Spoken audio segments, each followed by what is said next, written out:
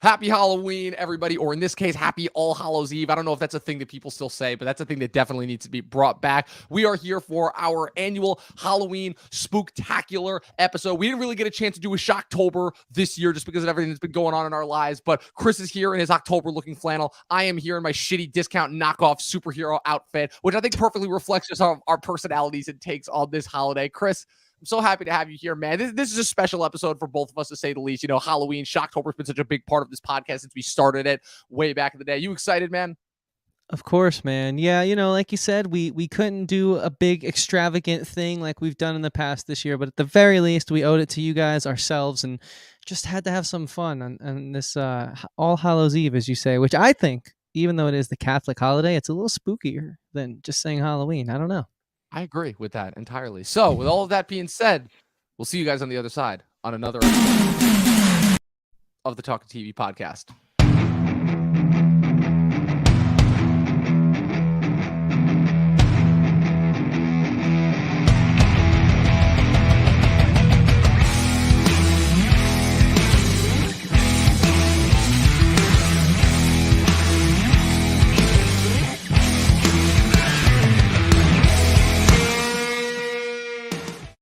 All right, if that's not StreamYard strikes again. I'm like, wait, was that you or was that StreamYard? Well, it was. StreamYard is very sensitive. Let's put it that way. You can hover over something. Oh, you hovered over it. Not even click it, but it thinks you clicked it, and there all hell breaks loose. The old hovering trick. Oh man, I was wondering because I'm like, yeah. I mean, again, we haven't had one of those goof ups in a while, so. The ghost of StreamYard strikes again. And, maybe that's me just not wanting to accept my ring rust here, being a switcher. But it is what it is. Anyways, what's up, guys? Welcome. Happy Halloween, Dom. Yeah, happy Halloween, Chris. Yeah. Dude, how you been? I've been good, man. I've been good.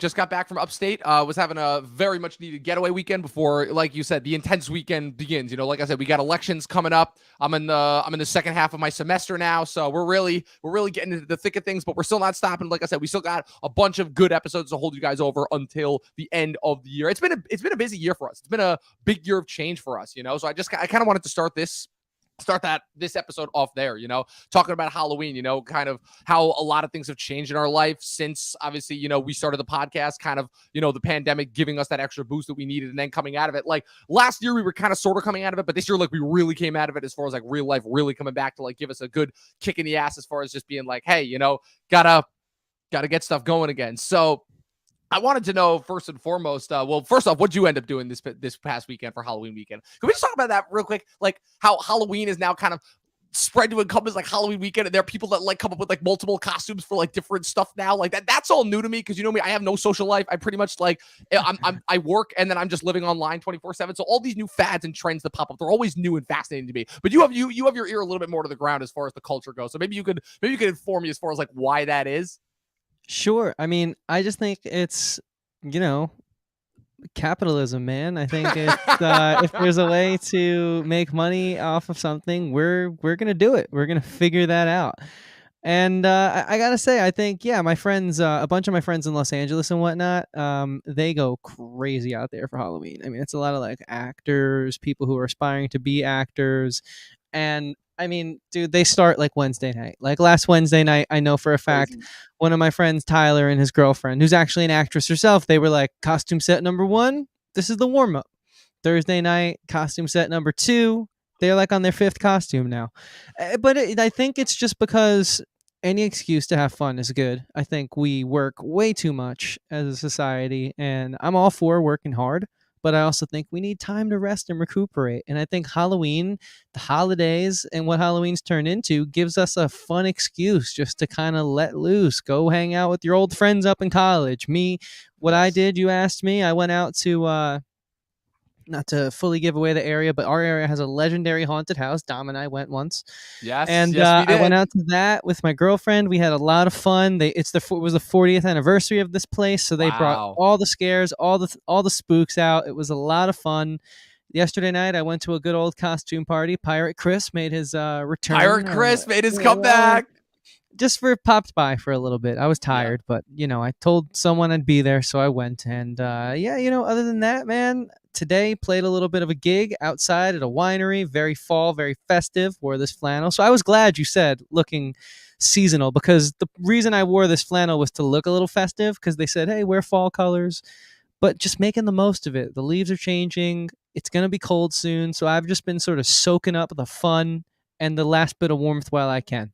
And I think Yeah. that's why Halloween has become such a big deal, because it's like we're heading into the winter soon. It's the holidays. It's the end of the year. It's a transitionary time. Let's have our last bit of fun on the year before Yeah. it all changes and we do it again. Yeah, it's funny because I see all those memes and circulating around where it's like, oh, October 31st, Halloween, November 1st, getting ready for Christmas. And it's like, that is, it's one of those things where it's like, that is a joke and it's really funny, but it's also kind of true because my stance on humor, right? I believe that all humor is just a facade for people being able to actually tell the truth because people are incapable of doing that. And the more that I realize it, it's like, yeah, that's why that is why people are always just like in such a struggle to get all those spooky festivities out of their system before, the cold, miserable, dreary months of November and December bring on. Like I love Thanksgiving and Christmas as much as the next person, but it's like, yeah, there is something really special about Halloween. And like, I don't know, like ever since I kind of made my transition into the real world, and I've just wanted to leave the rest of society behind and just live my entire life online. I don't know, like it's, you know me, like going out to Halloween parties has never been what it's about for me. So, and so then, and Matt, and just me being me, it's like, yeah, I have a hard enough time coming up with just one costume. So how the hell people are able to get the time and money in order to come up with 4 or 5 costumes, like, is baffling to me. Like, that's just one of those things where I'm like, damn, like I Well, get do like you dress up? The last couple of years, let's call it making an attempt to dress up. It really is dependent on what time I have. I honestly, for the life of me, I can't remember what I did last year or what I dressed up as, but that's kind of understandably so. This year, again, I was just trying to hang out with my guys. I threw on an undershirt and a beanie, and everyone was like, oh shit, B-Rabbit from 8 Mile. And I'm like, you know what? That works. I'll go with it. So at this point, it's kind of like just a matter of like with how busy I am. It's just a matter of whatever I can put together in the last minute, It's kind of Yeah, for become sure. what See, here's Halloween. what I do. I buy like a somewhat costly costume and I wear it into the ground. So I think I Yeah. dropped like 60 to 80 on a pirate costume like 5 years ago now, and I'm getting runway on this. It Yeah. does it serves a lot of purposes. One, you're always able to be picked out when you're running with your crew on Halloween, especially if you go out to like something and there's like a bunch of people around. It's good. You're known. Oh yeah, okay, cool. There's Chris, the pirate. Got it. I know that costume. The second thing it does, it kind of keeps you like, I got to fit into this thing next year, Maybe I got to be a little relaxed when it comes to this, that, and the other thing, keep my workout routine up. And the third thing, you're only spending money once every 4 to 5 years. And That's that fair. is a That's great fair. thing. See, That's probably the best part about it. you know why that never worked for me? Because my whole stance is, and this is from when I was a kid too. I remember because me, like I said, for me, Halloween was always trick or treating. That was Halloween, getting free candy and dressing up. That was Halloween to me. Like I said, I had a little bit of a rough transition into the whole, going to Halloween parties and all this like multiple costume phase craziness. So my whole thing was, I'm like, you only get to dress up once a year, because it's like you only get this one night a year. At least that's how I knew it growing up. So you got to go with something different every year, So, but it was recently then, obviously, once money came into it, that's what it's like, oh, okay, now I gotta start spending. So the last couple of years, I will say I've been getting a lot of mileage out of my Rorschach costume, which is, again, my whole thing is I'm like cheap and easy to put together, an overcoat, some gloves, a fedora, maybe a scarf or two, and then the Rorschach mask, which I think cost me like at the time like 15 or 20 bucks on Amazon for a good one, and that was it. And it worked for the last couple of years. And then there was the year that I was Walter White for Breaking Bad. So yeah, so that's kind of become my stance on like being as The economical buzzed as head look. possible.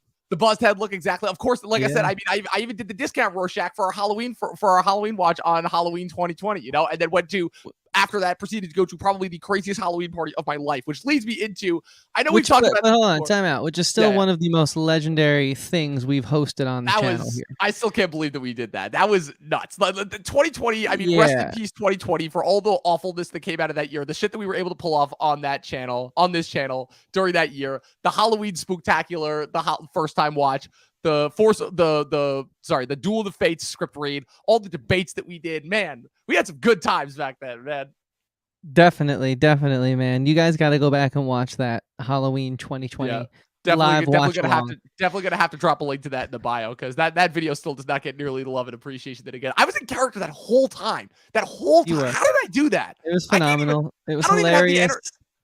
I don't even have the energy to Um, stay in character for like 20 minutes now, let alone a full however long, like what, hour 40 plus, because the before and after of actually watching the movie.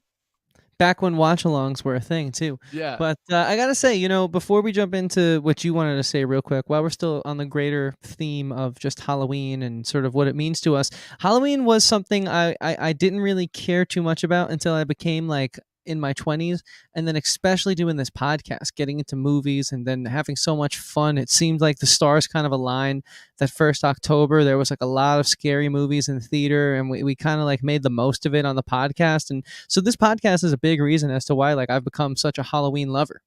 So it's pretty cool. Interesting. Shocktober and everything we've done Yeah. has just really grown a love for a genre that I was quite literally terrified of as a young kid and didn't really have any interest in kind of in my early adulthood, but now I Yeah. absolutely love it. So Yeah, no, I agree with that. Yeah, it's I've obviously also just developed a gigantic appreciation for horror movies as well that I would not say that I had before like 2016, 2017, where I started watching movies like Don't Breathe and Get Out and Split and understood that horror movies were not just about like being cheap and being scared. It was about like actually having some again, it's what we were talking about, the Blumhouse model that we were talking about a couple weeks ago on Halloween Ends. Again, high concept, low budget, and those two things, if you ask me, are like the two crucial ingredients that are needed in order to make a movie like really good and really interesting. So yeah, so totally, so man.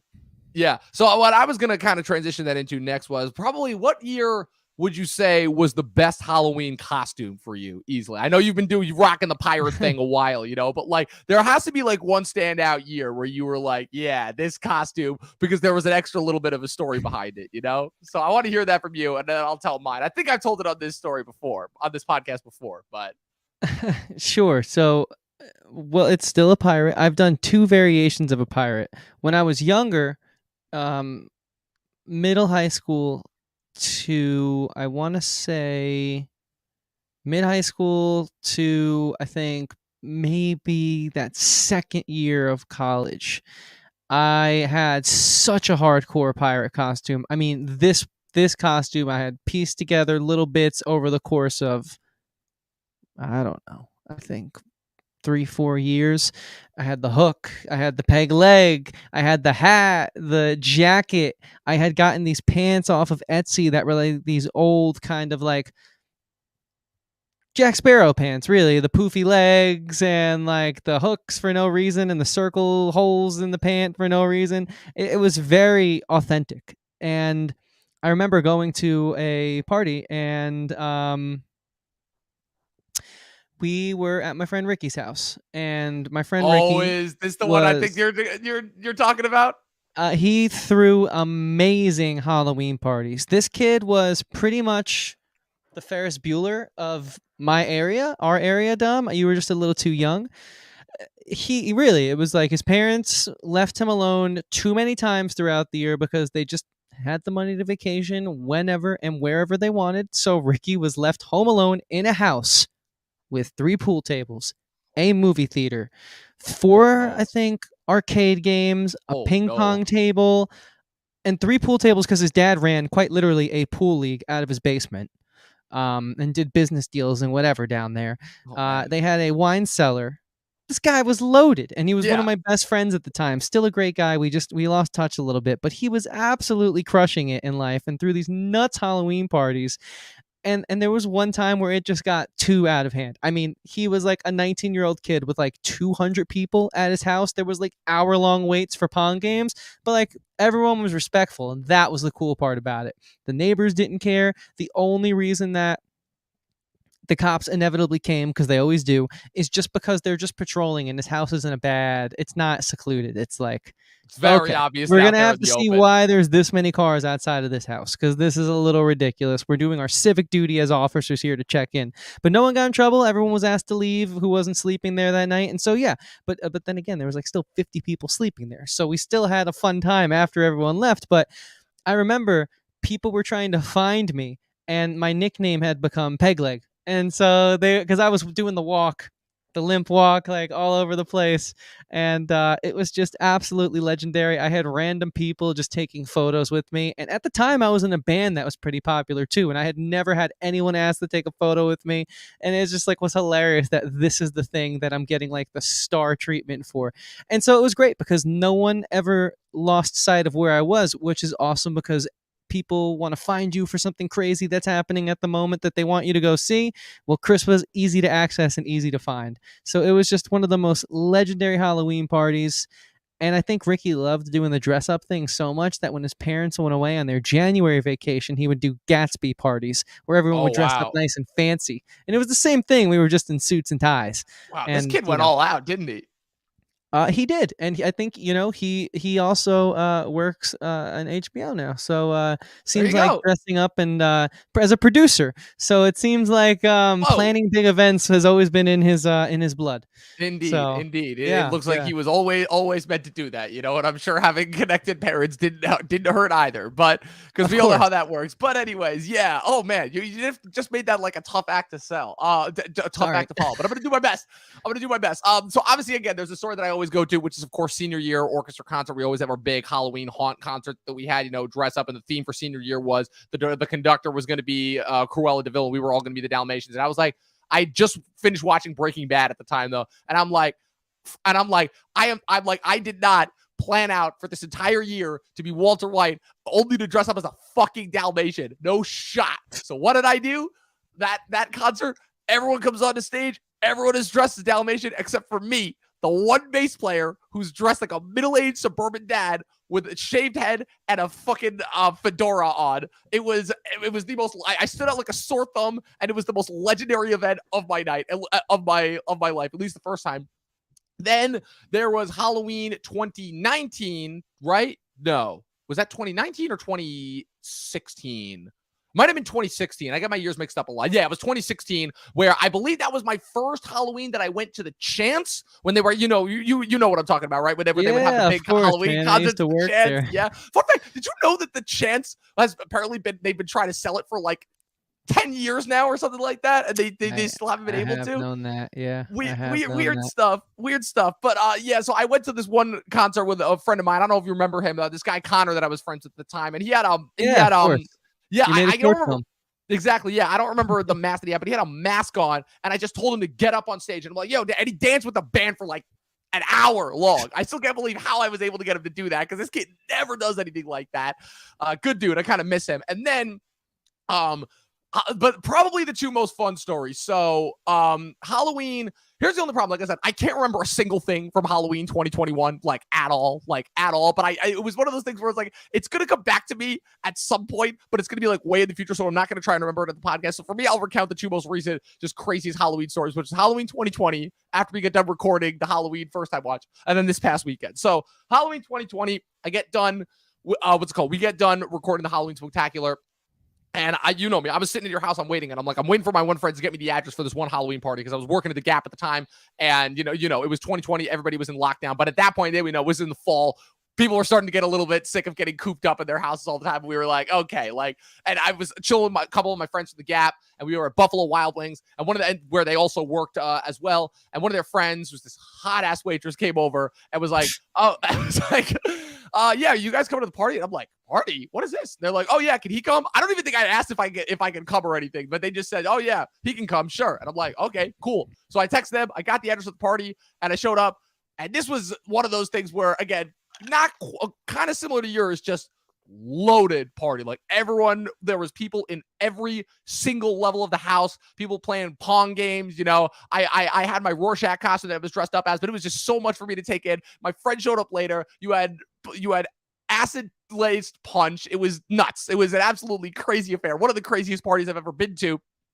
And my one friend who hadn't done any sort of drugs in a while drank some of the punch without realizing that it was acid laced, and I ended up driving him home later on before I went back to the party, and he was just going out of his mind, just losing it in my backseat. And I'm like, dude, you gotta calm down. But it was just hilarious watching him do it. So that was one thing. And then I ended up passing out at the house. I woke up the next morning. I took the day off from work, and this was one of the craziest experiences and nights of my life. So there was that. I ended up running into a couple people from high school, but they didn't remember me, so it all worked out. Which is always the best for me. And it's why. And so, but then this past weekend, let's just say that this past weekend, so we had 2 days in a row. I went upstate. I left the city on Friday. I got up there Friday night. Was chilling with my one group of friends, and that night I apparently got so drunk that I was what's called. There was one point where I was supposed to make a speech at some point, but I was so incoherent that they literally just told me to get off because I'm like, I don't know what I'm saying at this point. And that happened. And then last night we were at a costume party for what's called for one of my best friend's girlfriends. And like I said, I had no costume plan. I had this shirt and I had an undershirt. I'm like, I've got nothing planned, like at all. So I threw on my other pair of sweatpants. I'm like, screw it. Threw on my undershirt, threw on my beanie. I think I've got it over there somewhere. I'm not going to reach over, in order to preserve audio quality. And literally I walked, because the whole thing, and the reason why is because last year when I was living upstate, the biggest thing was it was always freezing cold. So I would always be in sweatshirts, sweatpants, hoodies, stuff like that. And I would always have my beanie on. And they all said that I looked like B-Rabbit, Eminem's character from 8 Mile. And they would call me that nonstop. They'd just be like, hey, what up, B-Rabbit?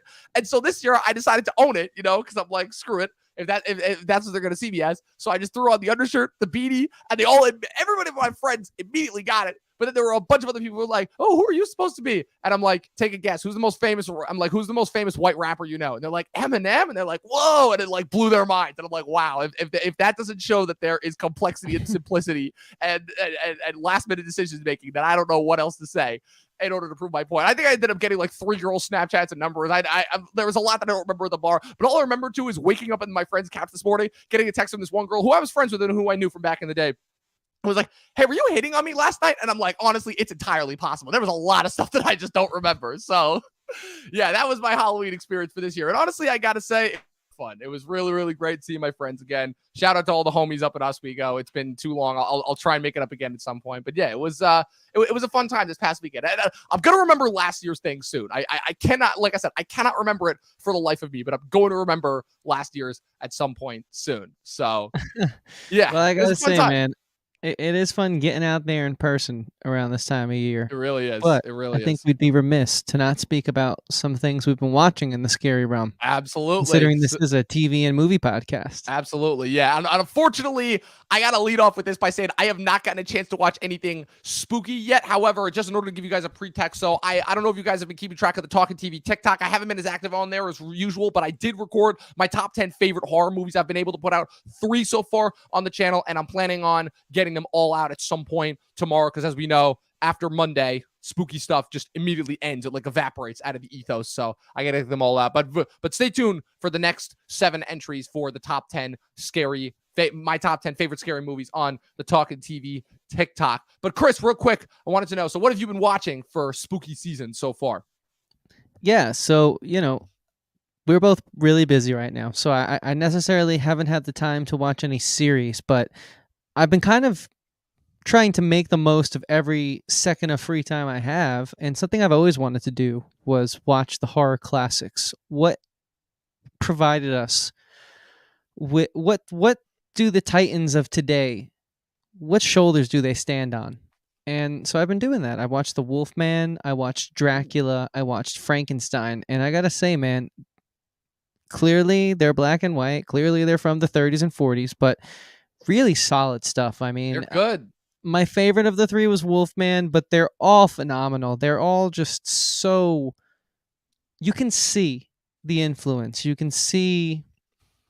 For example, I watched Wolfman, then I went and watched American Werewolf in London, which is such a great movie. But you can see, like, why history matters. Why artists who aspire to be great can't unless they know their history, is rather what I should have said.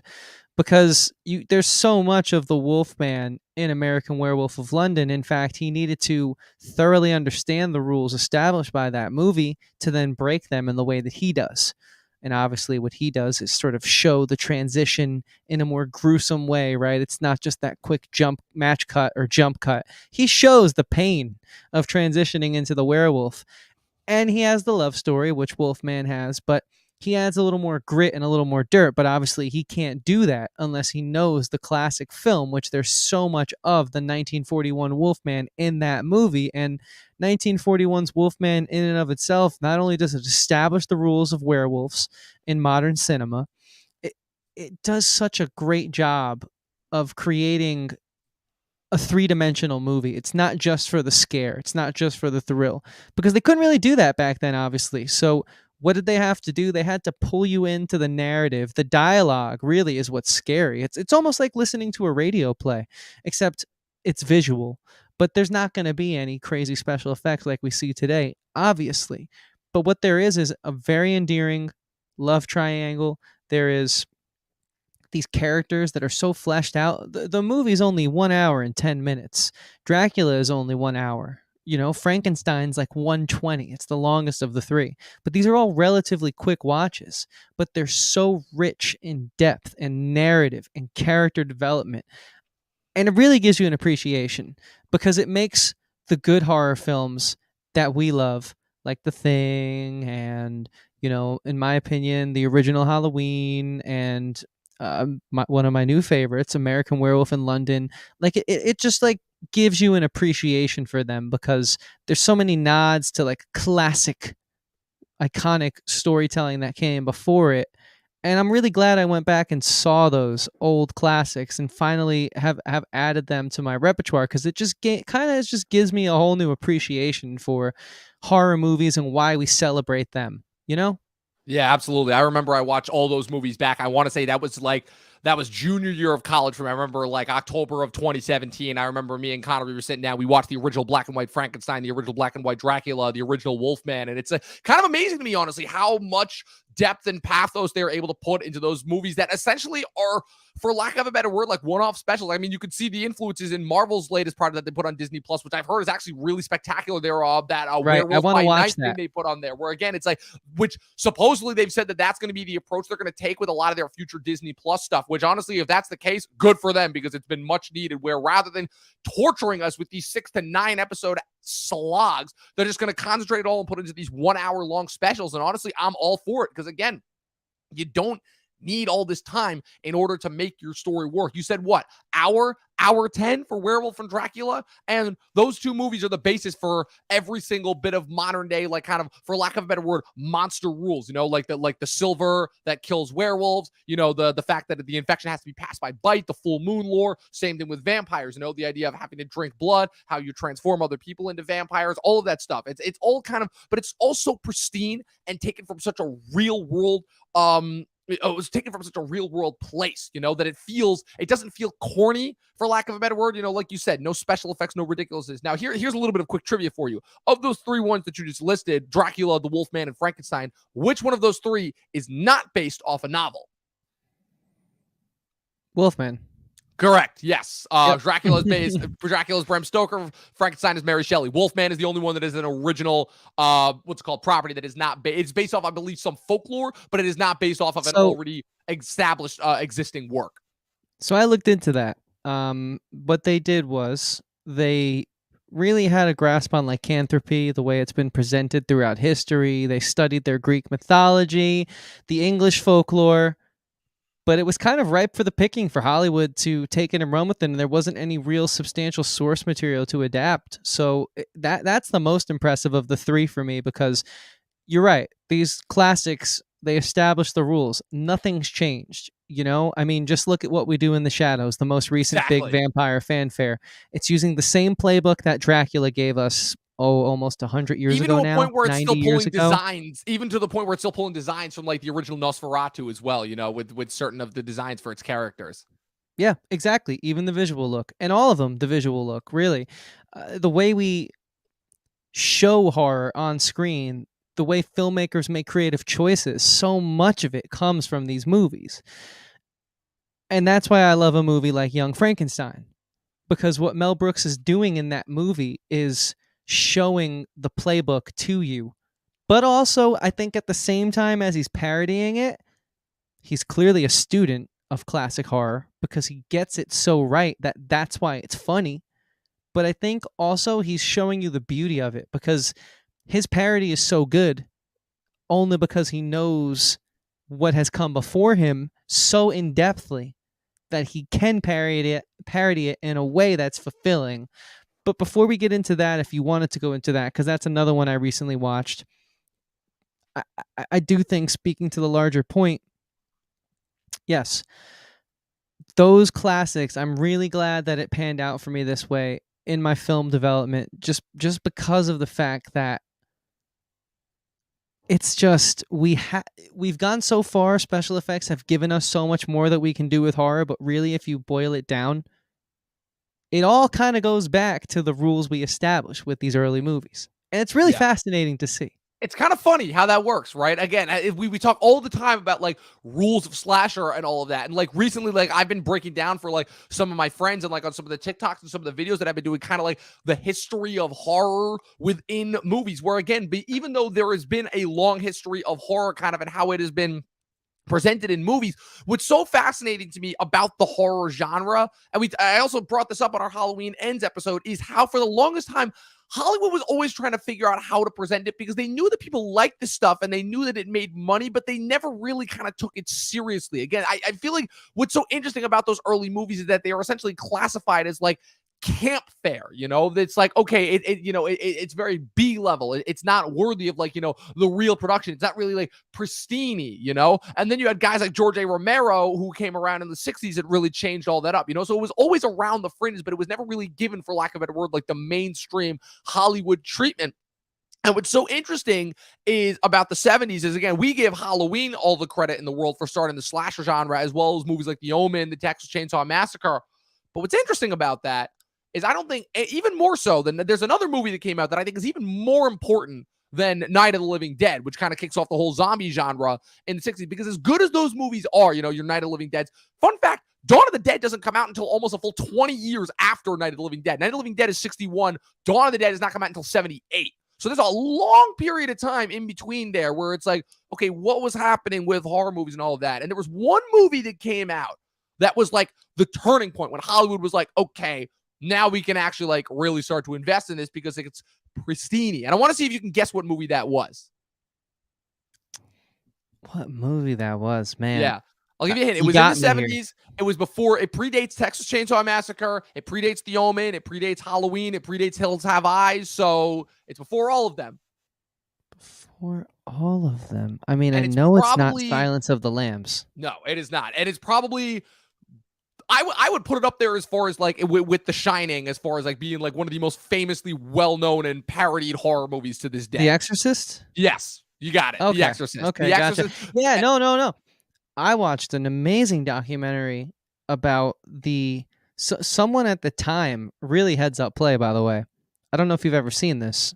Someone at the time realized the impact it was having on audiences and the pop culture, and they started shooting a documentary of people as they went into the theater and as they came out of the Exorcist. theater. Exactly. I know exactly which documentary Yeah, you're you talking saw about, that? and I'm It's pretty wild, sure. right? And I'll tell you No, why. I haven't seen that one yet. Okay, but the reason why that one is just as equally as important as the movie itself is because I'm pretty sure they're both directed by the same guy, because William Friedkin, the director of The Exorcist, is also an incredibly important filmmaker in the industry. He directed The French Connection, what's called a very underrated movie, Sorcerer, this movie Bug, what's called Cruising, was a very underrated movie with Al Pacino. He's an excellent filmmaker. But what's so interesting is and what's so interesting about his film style is he started out as a documentarian. So his whole thing is he kind of really was so in, along with Coppola, with The Godfather, he was also incredibly instrumental as far as the film movement of the 70s, the decade that we always go back to as far as, all of the film trends that we kind of follow up to this day. Again, there's all the big names that came out of that decade, your Coppolas, your Spielbergs, your Lucases, your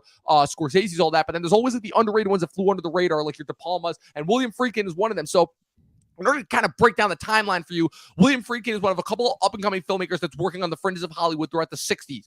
He puts out a movie called The French Connection with Gene Hackman in 71, which wins all the Oscars. Best Picture, Best Director, Best Actor for Gene Hackman. It's a big thing. It's, it's another like, kind of dirty cop going after, some smugglers, all that stuff. So that movie wins. So then he takes an interest in this novel. I believe the author of the novel is William Peter Blatty, who I believe was a priest. I would have to look that up, and a couple of people are probably going to have to fact check me on this. But what's interesting about his approach to it is that, again, people would call him revolutionary for this, but I would argue that he wasn't necessarily doing anything different than Romero and any of the other guys before him were doing, which again is going back to your whole point about film history and understanding film history, which is that he took it from a realist perspective. And what's so interesting about the idea of your point about it, the documentary of people's reactions to The Exorcist, is because at the time in the 70s, religion was still had a very, very big impact. So the idea of, the villain, for lack of a better word, being a demon, a figure of hell, that had a very, very marked effect on people. And the way that they pitched it, as far as, again, the ultimate evil coming in to take over the form of the ultimate form of innocence, that being this little girl who unintentionally got possessed without even realizing it, But it's all of the stuff around the movie as well that goes into it that makes it so influential, where her mother is a single working actress, who is a single mother trying to support her child. The one priest, the younger one, Father Karras, is one who, again, is having a major identity crisis because his mother is dying. So he's got all of this inner conflict and turmoil when he's summoned in order to deal with this evil. The older priest, the Max von Sydow priest, who, fun fact, Max von Sydow was so young at the time, but he was so good in the role that they literally had to put old age makeup on him. So even though it looks like Max von Sydow hadn't aged in 40 years, he passed away recently. He was much younger than he was in the movie. The fact that he has almost kind of been like on this search in order to deal with this evil for so long that he kind of can't see and has kind of lost his ability to understand and have respect for the evil that he is dealing with. All of these different little touches that go into it in order to just kind of elevate it and make it bigger. And the movie, I believe, is the first ever horror movie to be nominated for Best Picture. It didn't win. It lost out to George Roy Hill's The Sting that year because it was pushing right in between the first two Godfathers. But it is the first mainstream horror movie. It was, I believe, the highest grossing movie of 1973. And that movie got so much money and so much acclaim that people were like, okay, now we got to start really investing in these because this proves people are going to come out to watch it. And that's what leads to Texas Chainsaw Massacre 1 year later. 2 years later, you get The Omen. 1 year after that, you get The Hills Have Eyes, which is the beginning of Wes Craven's career. And then 1 year after that, you got Halloween, and the rest is history, So that's why, again, the 70s were huge for horror. The first wave is obviously those films we started off talking about. Yes. The 40s, the 30s, which I think you could say ends with Psycho in the early 50s. I believe 51. 1960 actually is Psycho. 1960? Okay. Yeah. I think we kind of establish the ending there. And then we kind of have a few years, I think we simmer on it, we think on it, and then we clearly have the resurgence. And it's kind of interesting that you bring up Psycho, too, because obviously in addition to many other influences, Carpenter also cited Psycho as a very, very big influence for Halloween as well. So that kind of shows, Psycho's an interesting horror one for me because It's so foundational. It establishes so much of what we think of the psychological angle that comes into horror, but nothing about it. Because it's not framed like a horror movie. It's framed more like a mystery thriller almost. And that's what's so interesting about it. I think what I'm trying to say is whereas Wolfman I can see at the time, or Dracula or Frankenstein at the time being terrifying to audiences because it's something so surreal, something that there's no way they could think of, and something only possible because of the way that Hollywood is quite literally showing these people something for the first time that only lived in one man's head or one woman's head until it was projected, similar to the Great Train Robbery, where the train's literally coming at them and people in theaters were jumping out of the way because they thought a train was coming at them because no one had ever seen a filmed train from that angle. I think what Psycho does, though, we're not putting a mask on or we're not putting makeup on. We're just showing you how horrifying the person sitting to your left or right in the theater could potentially be for the first time.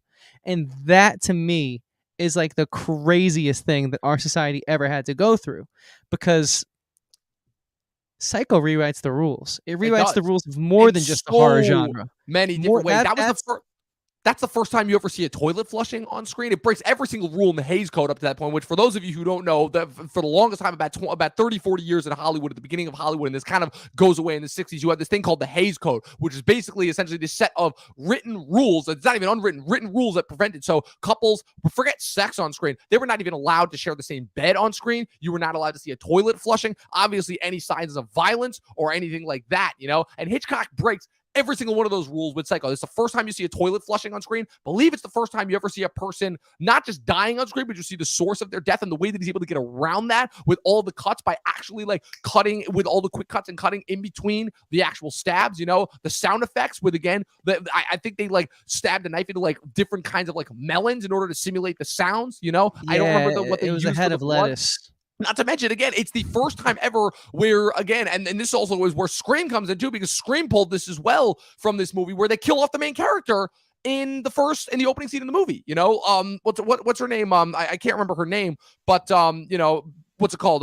Jamie Lee Curtis's mother, Janet Leigh. Her character Right. dies. Right, She's right, the right. main character. She's the inciting incident of that movie when she flees with her money. And again, it's another one of those kind of, the terminology that the internet has come up with, where again it starts off as one movie then shifts into another, and that's before you even get into the whole multiple personality disorder, which it's like, again, that kind of touches on like a little bit of like the mental illness thing, which we know was like not even known about in the 60s. It's like, so that's one of the things that they So kind of stumbled on without even realizing, but it's like, had that been in a movie before at that point? obviously not, and I think that's a great. Your description of the Hays Code and going through the history there is really poignant, because decorum went out the window with that movie. Like, we really established the rule of courtesy as far as what we were going to think about showing audiences and how we were going to go about making films after Psycho. And I think horror is kind of a product of the times. I think the reason we didn't have much horror in the 50s is because, well, like, times were really good. Like, the economy was great back then.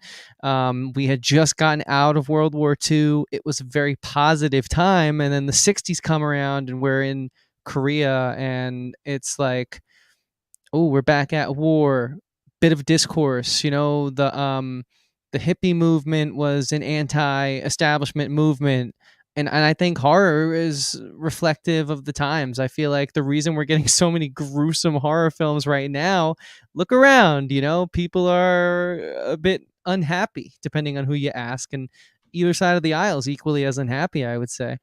I think it's a very interesting social commentary, but I think, again, looking at it from the older films, someone's got to set the domino moving to start. And then Psycho said, "Okay, you're moving at like 3 miles an hour. Let's kick this to 10." And then from there, velocity and force just take those and keep them moving faster and faster and faster. We hit The Exorcist and it keeps going.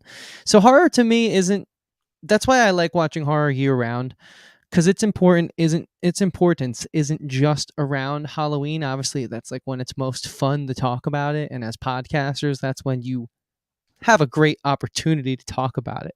Yeah. But this conversation can happen any time of the year, and I think that's what's so cool about what this genre has done. And yeah, I love what you're bringing to the table with all this. I know it's a bit all over the place, but you're making me think about it from ways that I haven't before. Well, it's And I'm it's sort of interesting speaking through because, a thought process. But yeah, go well, ahead. I'm sorry. it's interesting because I've never. It's weird because people like always say Halloween. It's like, okay, I got my movie list. I'm gonna go watch one horror movie a day, and it's like, I don't know, like, that's always so limiting to horror. It's like you're only gonna watch it like one time of the year. It's like horror is such an expansive genre that I have learned in only like the last couple of years cover so many different genres. From psychological thrillers to creature features to paranoid, claustrophobic thrillers to being, allegories for real world issues, which, as we know, has given us some of the best horrors. One of your favorites you talk about all the time, Invasion of the Body Snatchers and such, And I realized that some of my favorite movies that I didn't even think of as horror movies, still technically qualify in the genre, like Silence of the Lambs, I never would have thought of as being a horror movie, and yet somehow it qualifies, as that. So that's why whenever I'm thinking of like what my favorite quote unquote, especially when someone asks me like scary movies, that's the term a lot of people like to use, not horror movies. I always have a tough time thinking of it because like there's a lot of movies that scare me but don't qualify as horror movies. And also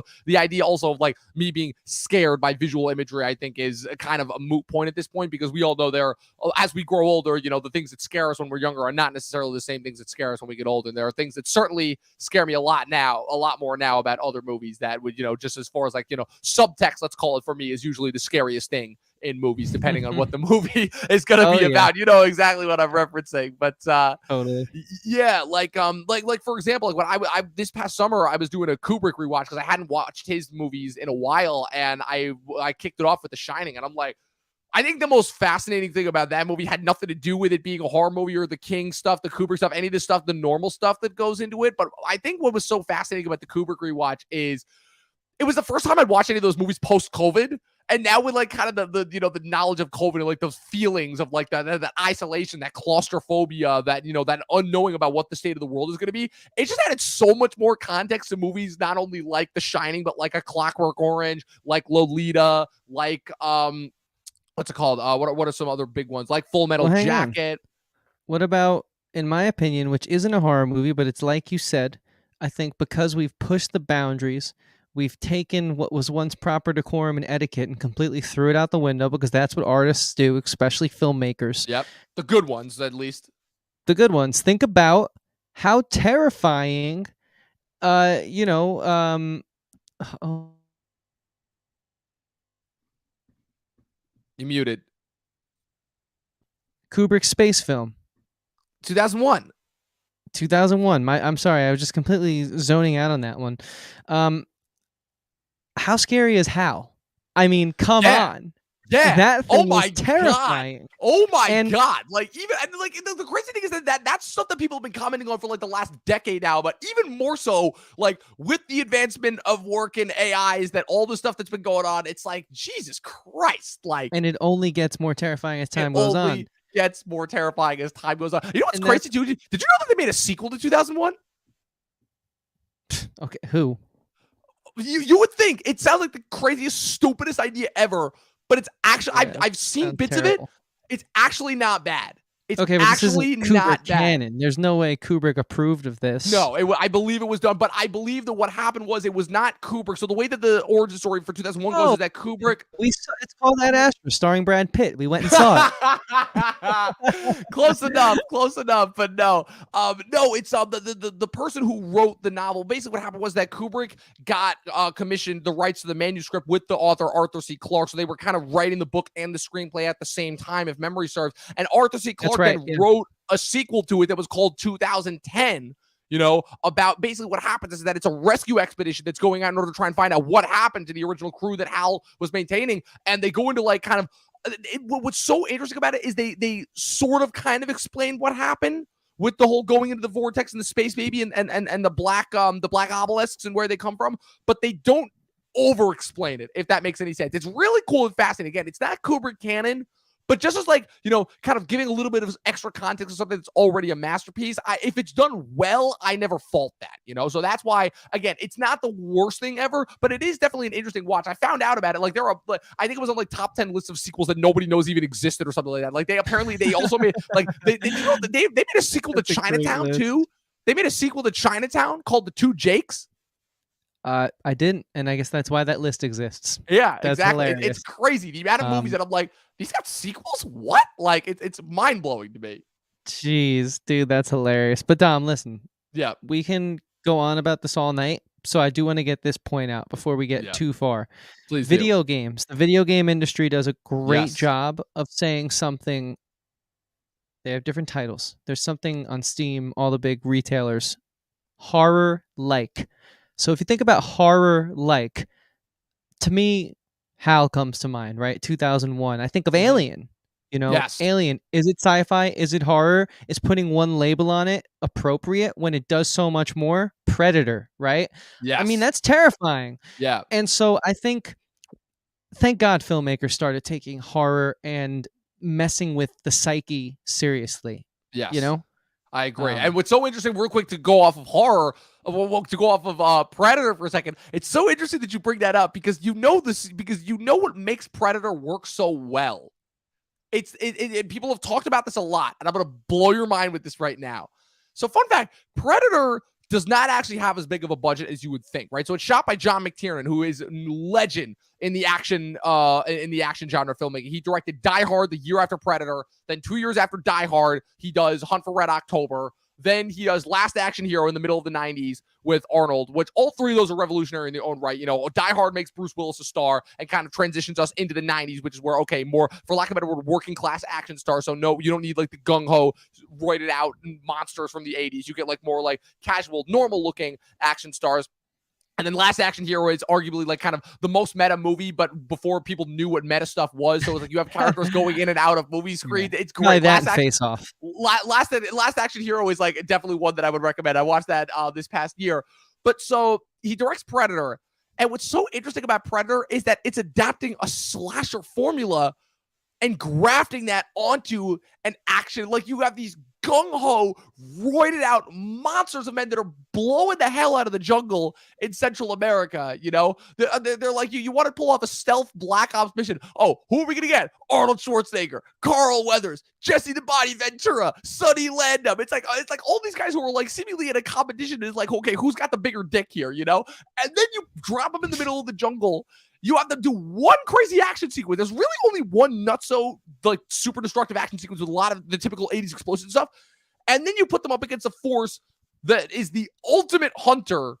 And it just starts picking them off one by one in a very slasher-esque formula. It's kind of brilliant how it's pulled off. It's kind of insane. I've watched so many video essays on it that break it down entirely, and it added a whole new context to that movie where it's like, wow, okay, Predator is actually not just another like dumb action movie that's got some good kills. This is actually like a really well thought out and really smart, intelligent movie, you know? Totally, man. And I think, again, to speak to the overall sentiment of this conversation, it knows the history that came before it. It understands the rules, and then once you understand the rules, you can break them, a la a John Landis in American Werewolves of London, knew what the Wolfman had provided, the history of lycanthropy and cinema had given him, and so he took it and turned it on its side. And, I think, hey, horror is, in my opinion, just to kind of like begin to wrap my thoughts up here in this conversation, I think while film has been something that, you know, we've been talking about being a little underwhelming in recent years, specifically this year so far. I don't know if your opinion's changed on that, but certainly from what I've seen, at least, although not the largest sample size, still hasn't left me thinking about it, chewing on it like past years of recent cinema have. Horror is one of the things, though, that I think is in good hands. Like if you look at what A24 cranks out, if you look at, Jason Blum and what he's done for the genre, and then of course there's like Neon and other studios too that will bring you like a great movie every few years. I'm a little less worried about horror as a whole than I am as Hollywood as a whole. I agree. And this year has been, a lot of people have been pointing this out. This year has been a fantastic year for horror movies, just in general. Again, Jordan Peele's Nope, Ty West and his double feature of X and Pearl. What's it called? There's that movie that came out last month, Barbarian, which a lot of people are going nuts about, that just went on HBO Max. I might watch that tonight, actually, because I've heard that movie's fantastic. Just horror is in a really, really great place right now. And I think that if we could end the conversation on with anything, it is that. But I just wanted to leave off with in order to kind of tie up this spooktacular, Chris, I wanted to know, what is your greatest horror movie watching experience? And there are a couple caveats to this. This doesn't necessarily have to be the scariest movie that you've ever seen. This doesn't necessarily have to be, the worst movie. It can be any horror movie that you watch that technically meets the qualifications and you had a very, very memorable experience with it. Because I've got mine, but I want to hear what yours is. You know mine. I know, but I want you to say it again. When we watched Climax in your basement, I mean, that's the one. Yeah, dude, my heart was pumping. I could not believe it. It was so masterful at just making me feel tense, uneasy, and just a great horror movie. Any movie that is meant to cause tension will have you wishing it was over and then wanting it back the second it ends. Yes. And that is exactly what that movie did. It was the greatest viewing experience. We chilled, we relaxed. You almost got me too relaxed before you put on this. Almost intentionally so, because I knew exactly. Yeah. Yeah, exactly. And so it's gotta be that. And then I think an honorable mention might be when we did a first time watch for Silence of the Lambs, because that was a lot of fun. I really enjoyed, kind of like doing the first time watches are cool because when we would do them, it was like you always had the facts and the information. So it's like watching it with commentary, but for the first time. So it really enriched the experience. But my Yeah. in person was definitely climax. And then my honorable mention is watching, that terrible Saw movie with you and Pat Oh about a year yeah, and a half that ago. was, Just how oh my bad it god. was and No, fun that was. but here, so here was what was great is me and Pat comment. This is always like when I have so much fun during a bad movie, and this is why bad movies, they have their place in the canon. Is because a great bad movie will provide arguably sometimes a better experience than a great good movie. Because when you have two people that are just talking throughout the entire movie, but like their commentary is funnier than the movie itself. Like apparently this actually happened where in 2019 when the sequel to Happy Death Day to You came out, a friend of mine, I was seeing it, a couple of friends of mine, we just ended up meeting up at the theater, in Oswego, and that movie was so terrible that my friends literally just ended up looking at me and they were watching me watch the movie because apparently my commentary and me being angry at the movie was funnier and more entertaining than the movie itself, which I always love when people do that. But my greatest horror movie experience that I've watched easily to this day, it's just masterful. So I had already seen this movie, and I think I told you about this movie before, but I've told you to watch it like endlessly. Is the '90s classic From Dusk Till Dawn? 1996. Rodriguez and Tarantino writing the script. Tarantino's also starring in the movie, which you think would be an absolute travesty, but he's George Clooney's brother in the movie. They're outlaws on the run, and they end up hijacking a family's RV in order to get into Mexico in order to meet up with their contact. And they go to a bar, and pandemonium ensues because it turns out that the bar is run by vampires. And I have never seen a quicker paradigm shift towards a movie. And so I'd already seen it, and I already knew how great it was. But I was seeing this girl in spring of 2021, and it was my turn to pick the movie when we were hanging out. And I picked From Dusk Till Dawn because I'm like, I don't know what made me choose it at all. I saw that it was streaming on a thing that we could watch, and I'm like, this seems like it'll be a fun time. And that ended up being such a blast because watching her reaction to it, because she didn't hate it, but she also didn't really know what to make of it. So she was just kind of like having a ball just watching it. And I was just losing my mind, just having an absolute blast watching because I love the movie so much. I was just waiting. I'm like, I was tensing around. I'm like, okay, this is okay. Just wait. Then there would be a crazy thing that happened. And I'm like, yeah. And then we ended up hooking up afterwards. And it was just, it was a great time. It was an absolutely great time. One of my favorite horror movies, one of my favorite vampire movies in general. That's a movie that, like, when Twilight almost quite, pun intended, sucked the life out of the vampire genre for a while, and those are the movies that you need to watch in order to remind yourself, oh yeah, vampires can be, cool, badass, funny, violent, scary, what vampires are supposed to be, I'll also say that the Fright Night remake as well with Colin Farrell, while not great, is also still mildly entertaining as well. Cool. Hell yeah, man. I think this was a great discussion about horror, Yes. the history, a little bit of celebrating and talking about some fun experiences we've had. This is a great time, man. I really had a good. I had a great time. Again, we always have a great time whenever we're talking about Halloween. It's one of our favorite times of the year. So people, that was it. That was our Halloween spooktacular episode. This will be available on Spotify and Apple Podcasts tomorrow or today if you're listening to it on there. So be sure to follow us on both of those sites as well. We'll be back next week. Next week's another one of a little bit of a fun one. Like I said, we had a little bit of a break time in between, we don't cover as much of the Oscar bait movies on here anymore until around like Oscar time. So like I said, we're taking these next 2 weeks in order to have some fun as a break between the blockbusters before Black Panther comes out next week. And so next one, we're doing a little bit of a fun one. This one, like I said, is another one for us. We're doing the Weird Al biopic starring Daniel Radcliffe, which is just the fact that movie exists just in general. I'm like, okay, this movie feels like it was made for us. We have to watch this. So yeah, this one, it's going to be a good one to say the least. So we'll be back next week doing that. Chris, where can the good people follow you on the interwebs? Guys, you can find me on all the major social media platforms: Instagram, Facebook, Twitter at Christian Evanko. Evanko spelled Evanko. And go and listen on Spotify, Apple, Amazon, YouTube, and all the other major streaming services to my music at Christian Evanko. Evanko spelled Evanko. Thank you guys so much, and I can't wait to see you next week. Absolutely, of course. And be sure to follow me at Movie Nerd Reviews across all platforms. Be sure to follow the official Talkin TV podcast across all platforms: Instagram, Facebook, Twitter, TikTok as well. Like I said, I'm going to get the rest of those TikToks out at some point tomorrow just as well. So be sure you guys tune in to all of that and more. And as always, people, 12 seasons in a short film, and watch more fucking movies. See you guys next time.